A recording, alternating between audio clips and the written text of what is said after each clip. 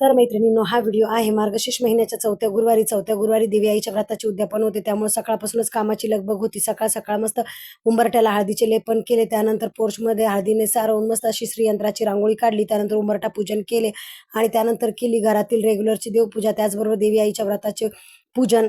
देवी आईला मस्त फळांचा नैवेद्य दाखवला, त्यानंतर पोथी वगैरे वाचून उद्यापन केले आणि त्यानंतर केले माझ्या मुलीच्या बर्थडे सेलिब्रेशन। माझ्या मुलीचा बर्थडे 25 डिसेंबरला होता, पण 25 डिसेंबरला मला खूप मोठी फराळाच्या पदार्थांची ऑर्डर मिळालेली होती, तर त्याच फराळाच्या पदार्थांची प्रिपरेशन इथे चालू आहे।